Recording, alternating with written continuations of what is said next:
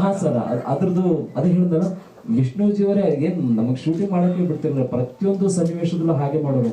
ವಿಷ್ಣುಜಿಯವರೇ ಬಂದಿದ್ದಾರೇನೋ ಅನ್ನೋ ರೀತಿಯಲ್ಲಿ ಆ ಭಾವನೆಯಲ್ಲಿ ಬಂದು ನಮ್ಮನ್ನ ಮುತ್ಕೊಳ್ತಿದ್ರು, ಅಲ್ಲಿ ನಿಂತ್ಕೊಳ್ತಿದ್ರು. ಅದರಲ್ಲೂ ಮಹಿಳಾ ಅಭಿಮಾನಿಗಳಂತರೂ ಆ ದುರ್ಗದಲ್ಲಿದ್ದಾಗ ಬಹಳ ಕಂಟ್ರೋಲೇ ಆಗಲಿಲ್ಲ ನಮ್ಗಳಿಗೆ. ನಮ್ಮ ಕರ್ಕೊಂಡು ಹೋಗಿ ತುಂಬ ಒದ್ದಾಡ್ಬಿಟ್ರು ಸರ್, ಅವ್ರ ಸ್ನೇಹಿತರೆಲ್ಲ ಸೇರಿ ನಮಗೆ ಅಲ್ಲಿಂದ ಬಚಾವ್ ಮಾಡಿ. ಅಂದರೆ ಆ ಅಭಿಮಾನಿಗಳ ಪ್ರೀತಿ ಇದೆಯಲ್ಲ, ಆ ಅಭಿಮಾನಿಗಳ ಪ್ರೀತಿ ಅಷ್ಟೊಂದು ಫೋರ್ಸ್ ಆಗಿರುತ್ತೆ. ಅಷ್ಟೇ ಪ್ರೀತಿನ ವಿಷ್ಣುಜಿಯವರೇ ಬಂದಿದ್ದಾರೆ ಅನ್ನೋ ರೀತಿಯಲ್ಲಿ ನಮ್ಮನ್ನ ಅವರೆಲ್ಲ ಟ್ರೀಟ್ ಮಾಡ್ತಿದ್ರು, ನೋಡ್ಕೊಳ್ತಿದ್ರು. ಹೆಚ್ಚು ಕಮ್ಮಿ ಒಂದು ಸರ್ತಿ ನನಗೆ ನಿಲ್ಲಿಸ್ಬಿಟ್ರು, ಆಯ್ತು ಸರ್ಕಲಲ್ಲಿ ನಿಂತ್ಕೊಂಡ್ಬಿಡಿ ರಾಜು ಆತ ಏನಾಗಲಿ ಅಂತಂದು. ಏನು 1000 ಫೋಟೋ ಮೇಲೆ ಫೋಟೋ, 1000 ಫೋಟೋ. ಸುಮ್ಮನೆ ನಾನು ಸುಮಾರು 1 ಗಂಟೆ 1.5 ಗಂಟೆ ಕಾಲ ಹೀಗೆ ಸುಮ್ಮನೆ ನಿಂತ್ಕೊಂಡ್ಬಿಟ್ಟೆ. ಅವರೇ ಬಂದು ಫೋಟೋ ತೆಗೆಸ್ಕೊಂಡು ಅವರೇ ಹೋಗೋರು, ಪ್ರೀತಿಯಿಂದ ಮಾತಾಡ್ಸೋರು. ಇದು ಪ್ರತಿನಿತ್ಯವೂ ಇದೇ ಶುರು ಆಗ್ಬಿಡ್ತು. ಆಮೇಲಿಂದ ಬಹಳ ಎಚ್ಚರಿಕೆಯಿಂದ ಮುಂಚಿತವಾಗೇ ಪ್ಲಾನ್ ಮಾಡಿಕೊಂಡು ಆ ಜಾಗಗಳನ್ನ ನೋಡ್ಕೊಂಡು ಅಲ್ಲೆಲ್ಲ ಹುಡುಗರನ್ನ ಸಿದ್ಧತೆ ಪಡಿಸಿ ಚಿತ್ರೀಕರಣ ಮಾಡಲಿಕ್ಕೆ ಸಾಧ್ಯತೆ ಆಯಿತು ಸರ್. ಹಾಂ ಸರ್, ಅದು ವಾಯ್ಸ್ ಎಲ್ಲ ನಾನೇ ಮಾತಾಡಿ ಸರ್, ಅವ್ರದ್ದು ಧ್ವನಿಲೇ ಮಾತಾಡಿದ್ದೀನಿ ಸರ್. ಹಾಂ ಸರ್. ಇಲ್ಲ ಸರ್, ವಿಷ್ಣುಜಿಯವ್ರನ್ನ ಭೇಟಿ ಆಗ್ಲಿಕ್ಕೆ ನನಗೆ ಸಂದರ್ಭ ಸಿಗಲೇ ಇಲ್ಲ. ಅಂದರೆ ನಾನು ನಾಟಕ ಕಂಪ್ನಿ ಕಲಾವಿದ, ನನ್ನ ಕಂಪ್ನಿಗಳಲ್ಲಿ ಆರ್ಕೆಸ್ಟ್ರಾ ತುಂಬ ಬ್ಯುಸಿ ಆಗ್ತಿದೆ. ನನಗೆ ನಾನಾಗೆ ಹೋಗಿ ಅವ್ರನ್ನ ಭೇಟಿಯಾಗಿ ಸ್ವಲ್ಪ ನನಗೆ ಹಿಂದೆ ಇಟ್ಟಿತ್ತು, ಮುಜುಗರ ಇತ್ತು. ಯಾಕಂದರೆ ಯಾವ ರೀತಿ ಅವರಿಂದ ರೆಸ್ಪಾನ್ಸ್ ಸಿಗುತ್ತೆ ಅನ್ನೋ ಒಂದು ಹೆದರಿಕೆ ಇತ್ತು ನನಗೆ. ಹಾಗಾಗಿ ನಾನು ಹೋಗಲಿಲ್ಲ. ಆದರೆ ಭಾರತಿ ಮೇಡಮ್ ಅವ್ರ ಜೊತೆಗೆ 3-4 ಕಾರ್ಯಕ್ರಮದಲ್ಲಿ ಭೇಟಿಯಾದ್ವಿ. 2013ರಲ್ಲಿ ಜಿಂಕೆ ಪಾರ್ಕ್ ಅನ್ನೋ ಜಾಗದಲ್ಲಿ ಒಂದು ಕಾರ್ಯಕ್ರಮಕ್ಕೆ ಬಂದು ಅವರೇ ನನ್ನನ್ನು ವೈಯಕ್ತಿಕವಾಗಿ ಕರೆಸಿ, ನಾನು 3 ವರ್ಷದಿಂದ ನಿಮ್ಮನ್ನ ಜೊತೆಗೆ ಸಿಕ್ಕಿದ್ದೀರಿ, ಭೇಟಿಯಾಗಿದ್ದೀರಿ, ಬಹಳ ಗೌರವವಾಗಿ ನಡೆಸ್ಕೊಂಡು ಹೋಗ್ತೀರಾ ಅವರ ಅಭಿನಯಗಳನ್ನ, ಎಲ್ಲೋ ಲೋಪದೋಷ ಬರದಾಗ ಮಾಡಿದ್ದೀರಾ ಅಂತ ಬಿಟ್ಟು ನಾನು ಕರೆದು ಸನ್ಮಾನ ಮಾಡಿ ಪ್ರೀತಿಯಿಂದ ಹಾರೈಸಿದ್ದಾರೆ ಸರ್ ಅವರು. ಮತ್ತು ಪೊಲೀಸ್ ಡಿಪಾರ್ಟ್ಮೆಂಟ್ ಮೂರನ್ನು ಕೂಡ ಜೊತೆಯಾಗಿ ಮಾಡ್ತಾ ಭಾರತ ದೇಶದ ಉದ್ದಗಲಕ್ಕೂ ಕನ್ನಡದ ಬಾವುಟವನ್ನು, ಭಾರತ ದೇಶದ ಬಾವುಟವನ್ನು ಅನೇಕ ರೆಕಾರ್ಡ್ಗಳ ಮೂಲಕ ಇವತ್ತು ದಾಖಲಿಸಿಕೊಟ್ಟಿದ್ದಾರೆ. ಮೋಹನ್ ಕುಮಾರ್ ನಾಯಕ್ ರಾಜ್ಯಸಭಾ ಸದಸ್ಯರು, ಹೈಕೋರ್ಟ್ ಬೆಂಗಳೂರು ಇಲ್ಲಿದ್ದಾರೆ. ಜೊತೆಗೆ ಗೋವಿಂದ ನಾಯಕ್ ಅವರು ದಯಮಾಡಿದರು. ಮಜಾರ ಭಾಷೆಯನ್ನು ಇತ್ತೀಚೆಗೆ ಬಹಳ ವಿಶೇಷವಾಗಿ ಕೊಂಡೊಯ್ತದರ ಮೇಲಕ್ಕೆ. ಹಾಗಾಗಿ ಗೆಳೆಯ ಸಹೋದರ ಗೋವಿಂದರಾಜ್ ಅವರು ಬರಬೇಕು, ಸಹ ನಿರ್ಮಾಪಕ ಗೋವಿಂದರಾಜ್ ಅವರು ಕೂಡ.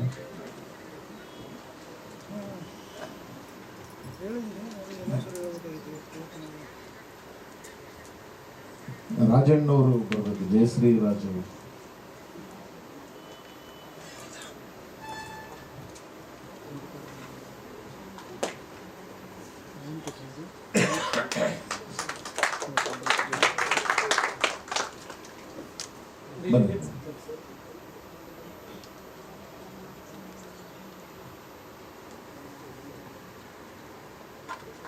ಮಹಿಳಾ ಮೀಸಲಾತಿ ಒಂದು ಕೊಡಲೇಬೇಕಾಗ್ತದೆ. ಪ್ರೇಮ ಗೌಡರು ದಯವಿಟ್ಟು ಒಂದು ಚೇರ್ ಕೊಟ್ಬಿಟ್ಟು ನಾಳೆ ಮತ್ತು ಅಧ್ಯಕ್ಷ. ಸೊ ಇದು 1 ವರ್ಷಗಳ ಪ್ರಯತ್ನ. ಸಿನಿಮಾ ಕಂಪ್ಲೀಟ್ ಆಗಿದ್ರೂ ಕೂಡ ನಮಗೆ ಚಿತ್ರದುರ್ಗದ ಹಿಂದೂ ಮಹಾಸಭಾ ಗಣಪತಿಯ ಇದನ್ನ ಶೂಟ್ ಮಾಡಲಿಕ್ಕೆ ನಮಗೆ 3 ವರ್ಷಗಳು ತಗೋತು ನಮಗೆ. ಕಾರಣ ಇಷ್ಟೇ, ನಾವು ಚಿತ್ರದುರ್ಗಕ್ಕೆ ಹೋದಾಗ ಇವರು ಮೇಕಪ್ ಬಂದ್ಬಿಟ್ರು, ರಾಜಣ್ಣವರು. ಮೇಕಪ್ ಬಂದ್ಮೇಲೆ ಗೊತ್ತಾಗಿದ್ದು ನಮಗೆ ಅಭಿಮಾನಿಗಳು ಹೇಗೆ ಸುತ್ತುವರಿತಾರೆ ಅಂತ ಗೊತ್ತಾಗಿದ್ದು ನನಗೆ ಅವಾಗಲೇ. ನಮಗೆ ಶೂಟಿಂಗ್ ಮಾಡಕ್ ಬಿಡಲೇ ಇಲ್ಲ ಆ ಜನ. ಅಂದರೆ ರಾಜಣ್ಣ ಅವ್ರನ್ನೇ ವಿಷ್ಣುವರ್ಧನ್ ಸಾರ್ ಅಂದ್ಕೊಂಡ್ಬಿಟ್ಟು ಇವರು ತುಂಬ ಸುತ್ಕೊಂಡ್ಬಿಟ್ರು. ನಮಗೆ ಇನ್ನು ಶೂಟಿಂಗ್ ಮಾಡೋಕ್ಕಾಗಲ್ಲ ಅಂತ ಮೊದಲನೇ ವರ್ಷ ಒಂದು ಸಣ್ಣ 2-3 ಡ್ರೋನ್ ಕ್ಯಾಮ್ರಾ ಶಾರ್ಟ್ಸ್ ಇಟ್ಕೊಂಡು ಬಂದ್ಬಿಟ್ವಿ. 2ನೇ ವರ್ಷ ಒಂದು ಪೂರ್ವ ಸಿದ್ಧತೆ ಮಾಡಿದ್ವಿ. 3ನೇ ವರ್ಷನೂ ಭಾಳ ಪೂರ್ವ ಸಿದ್ಧತೆ ಮಾಡ್ಕೊಂಡೇ ಹೋಗಿ ಅದೊಂದೇ ಒಂದು ಪೋರ್ಷನ್ ಅನ್ನು ನಾವು 3 ವರ್ಷಗಳ ಗಣಪತಿ ವಿಸರ್ಜನಾ ಸಮಯದಲ್ಲಿ ಶೂಟ್ ಮಾಡಿದ್ದವು.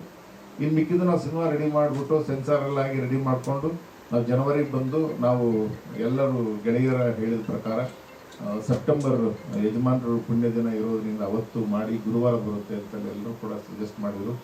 ಅವರೆಲ್ಲರೂ ಮತ್ತು ಅಭಿಮಾನಿಗಳು ಹೇಳಿದ ಪ್ರಕಾರ ನಾವು 18ನೇ ತಾರೀಕು ಬರಬೇಕು ಅಂತ ನಾವು ನಿರ್ಧಾರ ಮಾಡಿದ್ವಿ. ನಾವು ಅದರ ಥಿಯೇಟ್ರ್ಗಳಿಗೆ ವಾರದಿಂದ ವಾರಕ್ಕೆ 12 ಸಿನಿಮಾ 16 ಸಿನಿಮಾಗಳು ಬರ್ತಾ ಇದ್ದಾವೆ.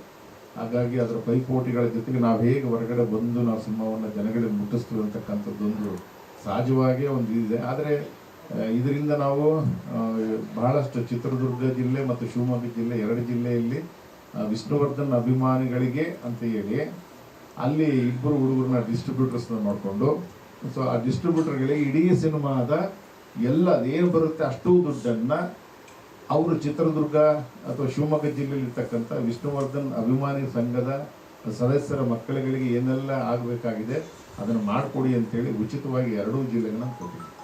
ಅದು ಒಂದು ನನಗೆ ಖುಷಿ ಸಮಾಚಾರ. ಯಾಕೆ ಮಾಡಬೇಕು ಅಂತ ಹೇಳಿದ್ರೆ ನಾವು ಅವ್ರನ್ನ ಇಟ್ಕೊಂಡೇ ಸಿನಿಮಾ ಮಾಡಿದ್ವಿ. ಹಾಗಾಗಿ ಶಿವಮೊಗ್ಗ ಮತ್ತು ಚಿತ್ರದುರ್ಗ ಜಿಲ್ಲೆ, ಯಾಕೆಂದರೆ ಚಿತ್ರದುರ್ಗದಲ್ಲಿ ಡೋರ್ ಟು ಡೋರ್ ರಾಮಾಚಾರಿನೂ ಬರ್ತಿದ್ದಾರೆ. ಹಾಗಾಗಿ ಅದರ ಎಲ್ಲ ಸಂಪೂರ್ಣ ಅದರ ಲಾಭವನ್ನು ಚಿತ್ರದುರ್ಗ ಜಿಲ್ಲೆಯಿಂದ ರಾಜಣ್ಣ ಲಕ್ಷ್ಮೀ ಸಾಗರ್ ಅವರು ಅದನ್ನು ತಗೋತಿದ್ದಾರೆ, ಮತ್ತು ಉಮೇಶ್ ಅವರು ಶಿವಮೊಗ್ಗವನ್ನು ತಗೊಂಡು ಅವರು ಅದನ್ನು ಮುಂದುವರ್ಸ್ಕೊಂಡು ಹೋಗ್ತಾ ಇದ್ದಾರೆ. ಬಹಳ ವಿಶೇಷವಾಗಿ ಇವತ್ತು 2 ತುಣುಕುಗಳನ್ನು ನಾವು ತೋರಿಸಿದೆ. ಆ 2 ತುಣುಕುಗಳು ಮತ್ತು ಪತ್ರಿಕಾಗೋಷ್ಠಿಯನ್ನು ಉದ್ದೇಶಿಸಿ ನಾನು ಡಾಕ್ಟರ್ ಮೋಹನ್ ಕುಮಾರ್ ದಾನಪ್ಪನವರು, ಸೊ ರಾಜ್ಯಸಭಾ ಸದಸ್ಯರು, ಪೊಲೀಸ್ ದೂರುಗಳ ಇಲಾಖೆ ಅದು ಭಾಳ ಮುಖ್ಯ. ಸೊ ಆ ಇಲಾಖೆಯಲ್ಲಿ ಕೆಲಸ ಮಾಡ್ತಾ ಬರ್ತಾರೆ. ಭಾಳ ವಿಶೇಷ ಅಂದರೆ ಹಳ್ಳಿಗಳಲ್ಲೂ ಕೂಡ ಹೋಗಿ ವಿಚಾರ ಮಾಡ್ತಕ್ಕಂಥದ್ದು, ಜೈಲುಗಳಿಗೆ ಹೋಗಿ ವಿಸಿಟ್ ಮಾಡ್ತಕ್ಕಂಥದ್ದು, ಈ ರೀತಿ ಪ್ರತಿಯೊಂದು ವಿಭಾಗದಲ್ಲೂ ಮಾಡ್ಕೊಂಡು ಆ ಕೆಲಸ ಮಾಡಿ ಇವತ್ತು ಭಾಳಷ್ಟು ಮುಂಚೂಣಿಯಲ್ಲಿದ್ದಾರೆ. ಅವರು ಇದನ್ನು ಕುರಿತು ಮಾತಾಡಲಿ ಅಂತೇಳಿ ನಾನು ಇಷ್ಟು ಮನವಿ ಮಾಡ್ತೀನಿ. ಆಚಾರ್ಯವರ ಹೆಂಡತಿ ಕ್ಯಾರೆಕ್ಟರ್ ಮಾಡಿದ್ದೀನಿ, ಚಾಮಯ್ಯ ಅವರ ಅಮ್ಮ. ಲಾಸ್ಟ್ ಟೈಮು ಬೀದರಲ್ಲಿ ಪ್ರೆಸ್ ಮೀಟ್ ಆದಾಗ ನಾನು ಪೋಸ್ಟ್ ಮಾಡಿದ್ದೆ ನಾನು FB-ಲಿ. ಆವಾಗ ಸುಮಾರು ಚರ್ಚೆ ಆಯಿತು ಈ ಶೀರ್ಷಿಕೆ. ಯಾಕೆ ಚಾಮಯ್ಯ ಅಂತ ಹೆಸರಿಟ್ಟಿದ್ದೀರಾ, ರಾಮಾಚಾರಿ ಮಗ ಚಾಮಯ್ಯ ಹೆಂಗಾದ, ನಿಮಗೆ ಬುದ್ಧಿ ಇಲ್ವಾ, ಹಾಗೆ ಹೀಗೆ, ಅವನು ಯಾರು, ಈ ಡೈರೆಕ್ಟ್ರು ಬುದ್ಧಿ ಇಲ್ಲ ಅಂತೆಲ್ಲ ಸುಮಾರು ಒಂದು 500 ಕಮೆಂಟ್ಸ್ ಬಂತು. ಅದಕ್ಕೆ ನಾನು ಉತ್ತರ ಕೊಟ್ಟೆ, ಚಾಮಯ್ಯ ರಾಮಾಚಾರಿಯವರ ಗುರು. ರಾಮಾಚಾರಿಗೆ ಮಗು ಆದಾಗ ಗುರು ಹೆಸರು ಇಟ್ಟಿದ್ದಾರೆ, ತಪ್ಪೇನು? ನೀವು ಶಿವ, ರಾಮ, ಲಕ್ಷ್ಮಿ, ಆಮೇಲೆ ರಾಘವೇಂದ್ರ ಅಂತೆಲ್ಲ ಹೆಸರಿಡಲ್ವಾ ನಿಮ್ಮ ಮಕ್ಳುಗಳಿಗೆ? ಸೊ ಹಾಗೆ ಅವರ ಗುರುವಿನ ಅಭಿಮಾನದ ಮೇಲೆ ರಾಮಾಚಾರಿಗೆ ಮಗು ಆದಾಗ ಚಾಮಯ್ಯ ಅಂತ ಹೆಸರಿಟ್ಟಿದ್ದಾರೆ ಅಷ್ಟೇ ಅಂತ ಉತ್ತರ ಕೊಟ್ಟೆ. ಆಮೇಲೆ ಎಲ್ಲರೂ ಓಕೆ ಈಗ ಅರ್ಥ ಆಯ್ತು, ಆಲ್ ದಿ ಬೆಸ್ಟ್ ಅಂತ ಮೆಸೇಜ್ ಮಾಡಿದ್ರು. ಸೊ ಈ ಟೈಟಲ್ನ ಸ್ವಲ್ಪ ಹೈಲೈಟ್ ಮಾಡಿ, ಯಾಕಂದ್ರೆ ಏನು ಚಾಮಯ್ಯ ಸನ್ ಆಫ್ ರಾಮಾಚಾರಿ ಅಂತಿದೆಯಲ್ಲ ಅಂತ ಎಲ್ರಿಗೂ ಒಂದು ಕನ್ಫ್ಯೂಷನ್ ಇತ್ತು.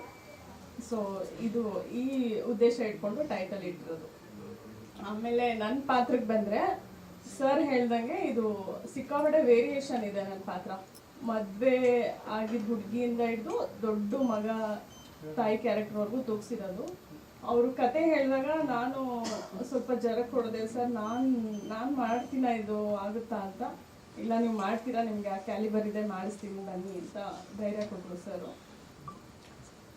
ಸೆಟ್ಟಲ್ಲಿ ಮೊದಲನೇ ಬಾರಿಗೆ ಈ ಸಿನಿಮಾದಲ್ಲಿ ನಾನೇ ಮೇಕಪ್ಪು, ಕಾಸ್ಟ್ಯೂಮು ಮತ್ತು ಹೇರ್ ಸ್ಟೈಲ್ ಎಲ್ಲನೂ ಮಾಡ್ಕೊಂಡಿದ್ದು. ಸರ್ ನೀನೇ ಮೇಕಪ್ ಮಾಡ್ಕೋಬೇಕು ಅಂತ ಮೇಕಪ್ಪು ಕಲಿಸ್ಕೊಟ್ಬಿಟ್ರು.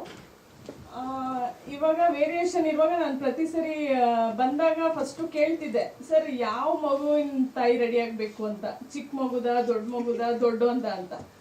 ಇವರು ಅವಾಗ ಒಂದು ಪಾಪು ಹುಟ್ಟಿರುತ್ತೆ, ಅದು ರೆಡಿ ಆಗಿ ಬಾ ಅಂತ ಹೇಳಿದ್ರು. ಸರಿ ರೆಡಿಯಾಗಿ ಬಂದಿದ್ದೀನಿ ಎಲ್ಲ. ಇವರು ತಕ್ಷಣ ಚೇಂಜ್ ಓವರ್ ಮಾಡ್ಬಿಟ್ರು, ಇಲ್ಲ ಇದು ಮಾಡೋದು ಬೇಡ, ಈಗ ಸೀನು ಆ ಸೀನು ಅಂತ. ಸಿಟ್ಟು ಬರ್ತಿದ್ದಂಗೆ ಫಸ್ಟ್ ಆಫ್ ಆಲ್ ಎಲ್ಲ ನಾನೇ ಮಾಡ್ಕೋಬೇಕು.